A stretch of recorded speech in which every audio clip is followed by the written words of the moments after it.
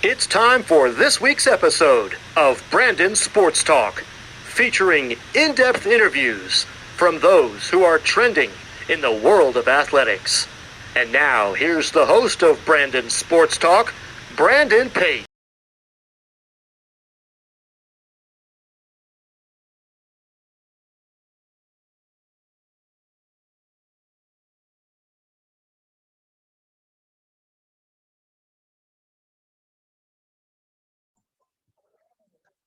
Welcome back to Brandon Sports Talk. In today's episode, I have the privilege to interview the UNC Asheville head volleyball coach, Coach Frederico Santos. How are you doing today?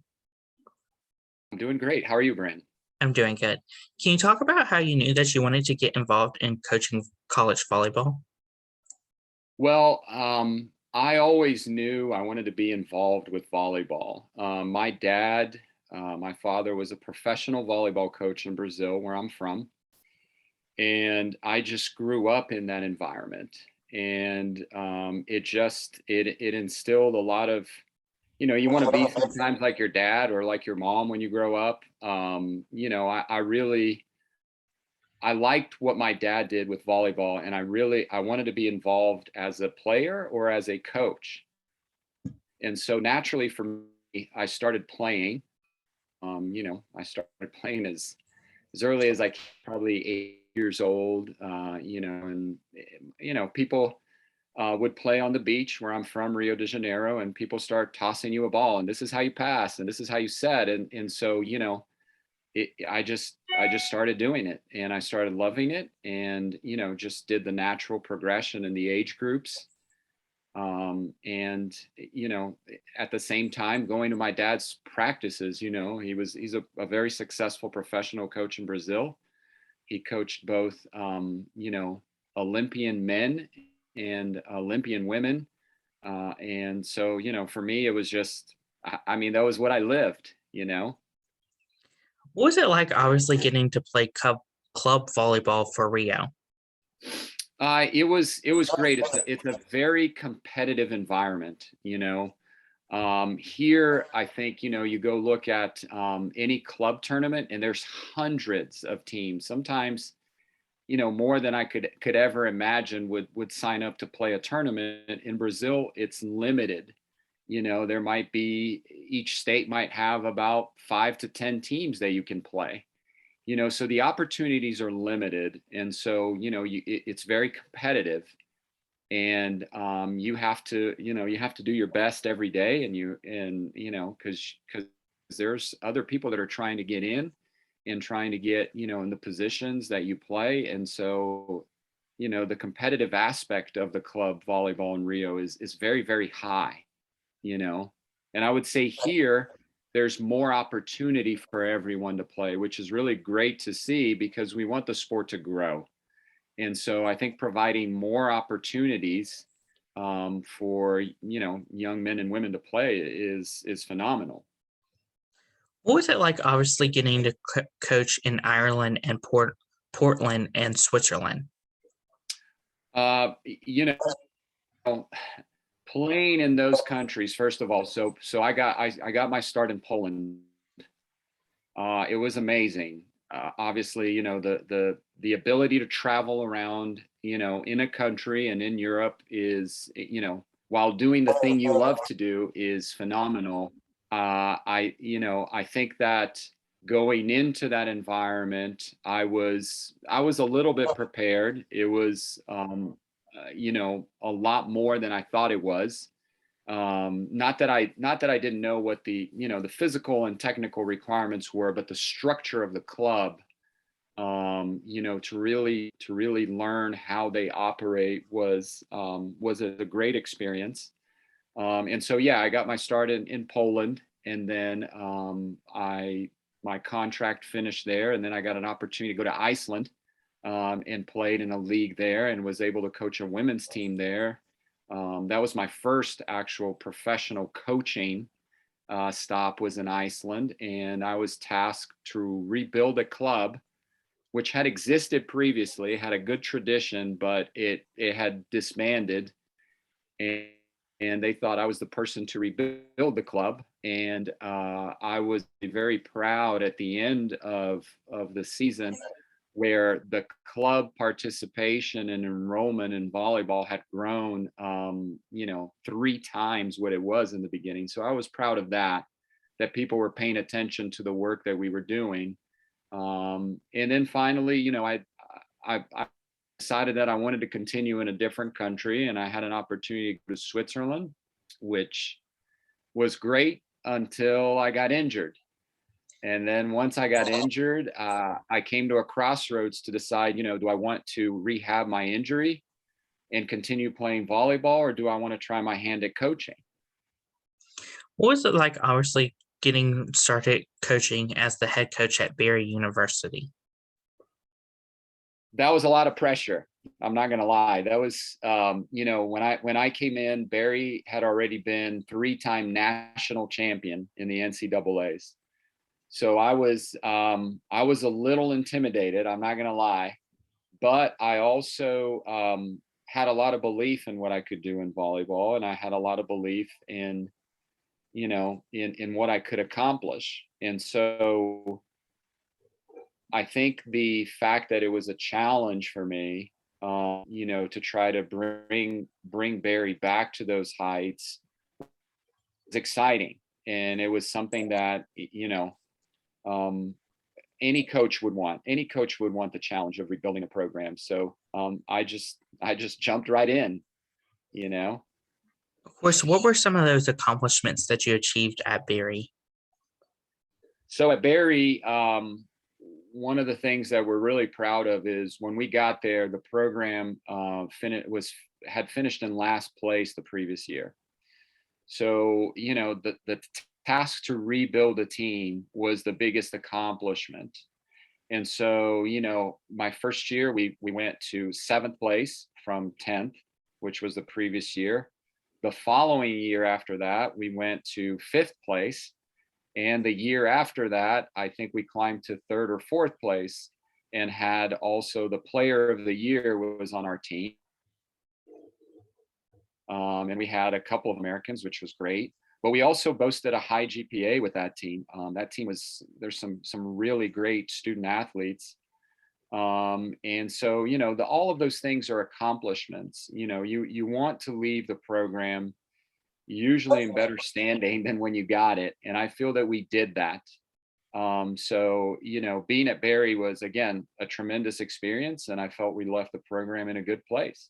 Of course, coming off of Barry, what was it like joining the UNC Ashville coaching staff in 2011? I mean, look, we when that job opened up again, I thought it was a great opportunity to give back to, number one, the program that I started in as an assistant in 2000. And also I finished my education at UNC Asheville. So I'm a graduate of UNC Asheville. So I thought, what a great opportunity to give back, to the school that I went to and to the program that I started with. And so I really wanted to, do the best job that I could to take pride in that, which, I do. I take a great pride in being in UNC Asheville. And so it was exciting. It was, to see people that, I knew, to see old professors and friends that are still at the university. So, that felt like a good environment to come back with. But, despite all that, I still, have this pressure that I always put on me on performing well, on making the department proud, making the school proud. So yeah, it was exciting, but at the same time, there was that factor of pressure and nervousness going back. What was the 2015 season like, going 10 matches on a winning streak for program history? Oh my gosh, that was phenomenal. I mean, when you work with a team, things can go either way, and things were going, so. And then we had a really big, and we were trying to find our way again. And all of a sudden it was just, we switched one player. I believe it was our setter. We switched, just the setter.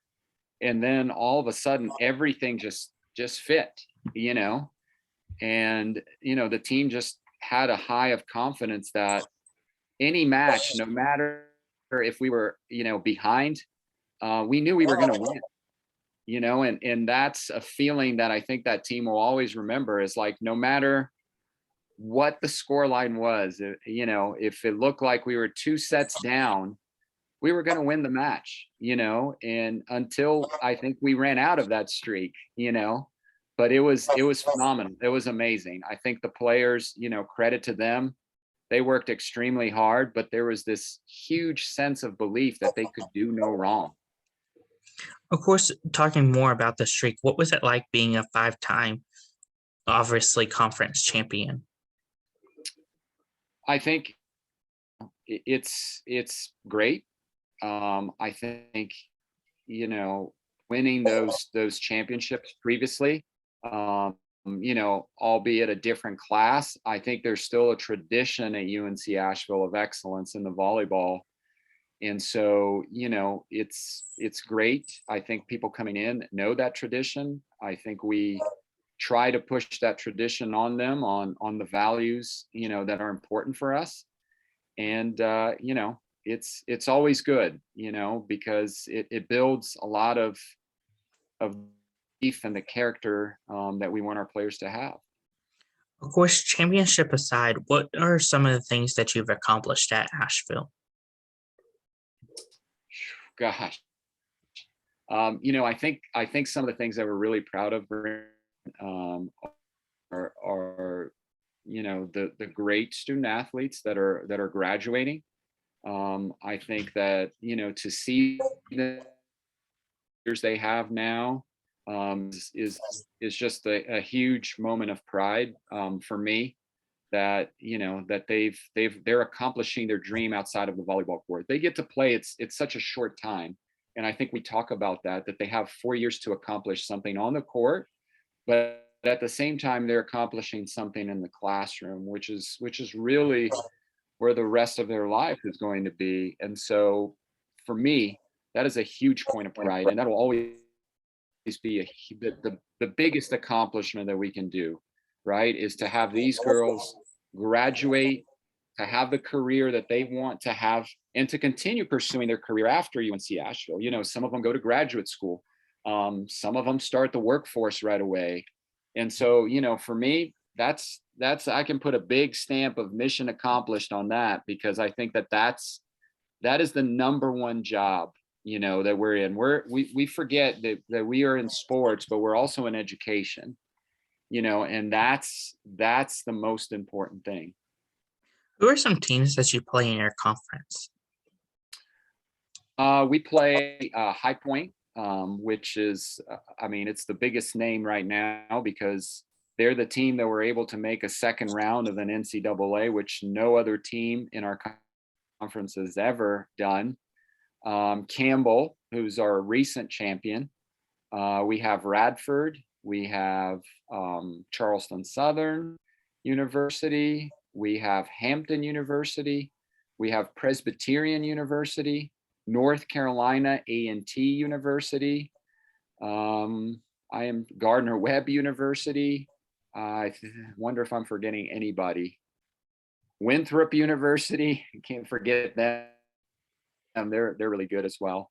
And I think that's it that I can remember off the top of my head now. Of course, what is it like getting to play those teams like Campbell and High Point? I think, that's the teams that everybody wants to play, because, they're the strongest teams, and you want to have an opportunity to knock them down if you can, to have that on your resume that you beat the conference champion. It's exciting, but it's a lot of pressure, because they play, they feature very strong sides, and so you have to play, very right to the tee, and you can't, allow big, score lines. You have to keep them close, because then you want to get to that moment of the match when it's 1 or 2 point difference and it can go either way. If you get behind 5 points, 6 points, it becomes very, very difficult for you to come back. A 2 point match is within reason. A 6 point match with any of those teams that are very consistent and make very little errors is very difficult to overcome. Of course, what is it like obviously getting to travel those close games and not having to travel so far away? I think it's great. Number one, the best thing obviously is travel time. We don't have to sit on a bus or get on an airplane for a long period of time. Those short drives are because, it doesn't fatigue you in travel. I think number two, the most important is for the students, right? They don't miss a lot of class. So if it's a close by trip, that means they can probably attend most of their classes. The game, and then we can still travel enough time to make that time. It's important for them because you got to remember their schoolwork is quite a bit, and so that causes stress on an athlete. And so if you can lower that stress to a minimum, they'll perform better on the court. And so that's why I think having a conference that's very regional, is important for student athlete success. What does the recruitment process look like for prospective student athletes looking to play college volleyball? I think for them, from their side, looking into getting into any school, including UNC Ashville, obviously number one is academic. You need to be, I think, strong on your academics, because I think you want to be successful at school. You don't want to be stressed in volleyball and stressed in school, because that's not going to lead to good performance in either. So I think having a strong academic background, and that doesn't mean, you have to absolutely be a 4.0 straight. You have to have good habits. I think those are important when you're studying. Having good study habits that you can keep up with the material is important. Then volleyball wise, I think, you have to be, just as methodical as you are in studying. You have to have good practice habits. You have to understand that, there might be people on the team that you're coming in that are better than you, but if you work a little bit more, you can be just as good as they are. You want to be able to see a person too, as a coach, that has things that are, that are going to be good for your team, that are going to be good for them. Because, if you bring somebody that's not to the level too, I think there's going to be a big frustration. And big frustration leads to performance dip. And as you heard probably from other coaches, one person is not doing well, it affects the entire team, because that player starts feeling that, they're not used as much, or, they're not improving as much. And so they want to continue to be a part of it, but it comes to a point where they can no longer be a part of it. And their skills really fell behind. So the recruitment process is very, very, I think important for both coaches and athletes to kind of gauge, both what kind of give and take do we have here? Are you going to be able to step up, grow, or are you a person that it's just too much for me? And we've seen players, it's just too much. They'll do well academically, but they can't maintain the volleyball side of it, or they're good at volleyball, but academic, they're falling behind. So it's a real balancing act. Of course, what does it look like on the official visit on the volleyball side? Well, I think the official visit, the important thing is, we're getting to know you and you're getting to know us. And, there's nothing more important than face-to-face connection, because, I think you can talk about a lot of things and you can look in that person's eyes, and you can gauge, probably certain truths and certain things that you need to be sure of. The official visit is important because I think the student athlete needs to know what situation they're walking into, looking at their potential future home for the next 4 years. It's good for the parents as well, because the parents want to know, is this a safe school? Where's my child going to be potentially living? Where are they going to be eating? How far is it for the classrooms? We get questions about how far is the supermarket or downtown, or things to do. So it's important that you come on an official visit, because all those questions can be answered. Because I can tell you, oh, it's a mile away, or oh, it's right over here, but unless you see it, you don't. It gives you a bigger truth, and I think it's important for you to face ask a coach, what's my role here? What do you see me doing for my future in your team? Or, where will I be filling in the best spot for your team? So those questions, are better asked face to face. Of course, as the head coach, what's it like obviously seeing those recruits put on that dark blue Asheville jersey? It's, I think it's a fulfillment of their dream, to put the jersey on and to finally get to compete.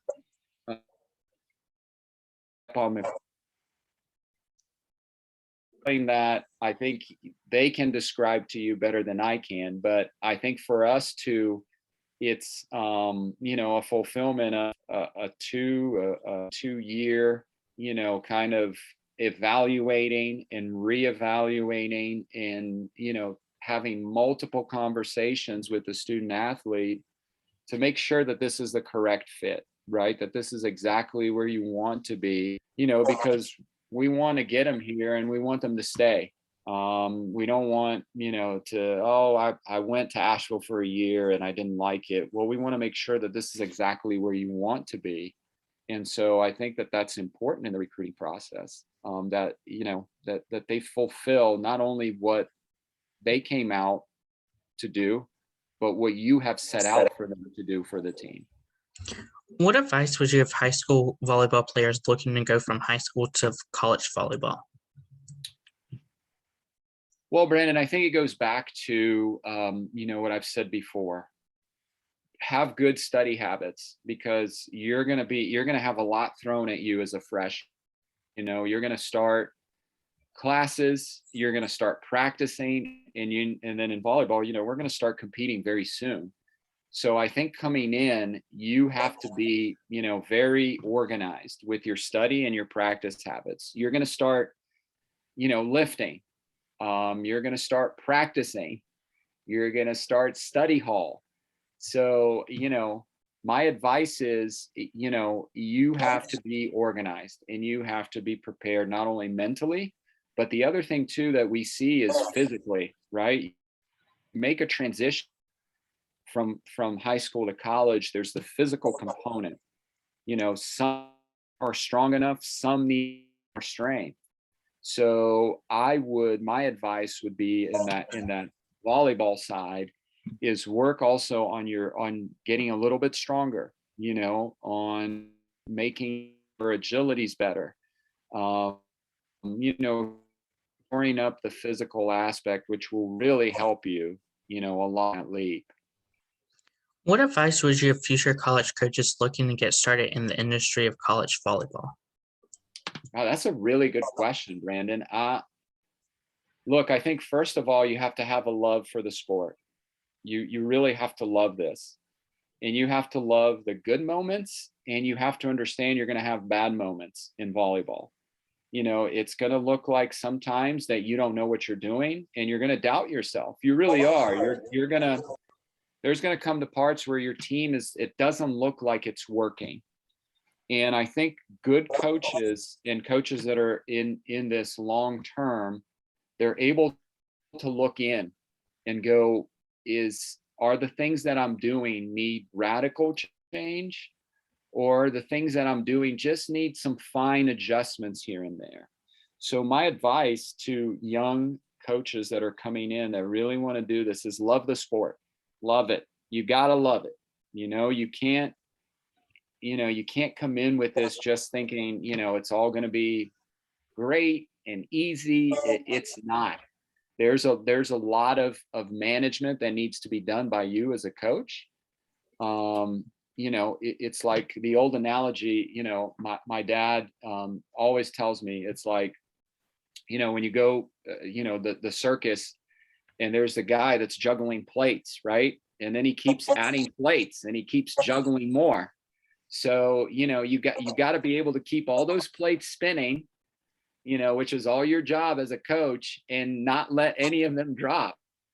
So it's a real balancing act. So, if you love the challenge, you love the sport, go do it 100%, because there's a lot of gratifying things in coaching. I would believe in any sport, right, is to see, and I coach at different levels too. I coach club volleyball. My daughter plays, club volleyball.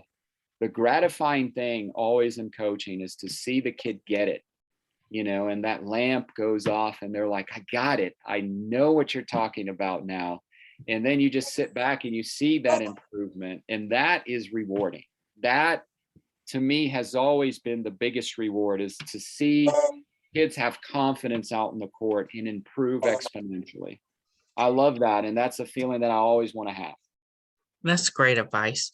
Where can my listeners find you at on social media, along with the UNC Asheville volleyball program? Well, I'm on Twitter, personally. It's at Coach Kiko Santos.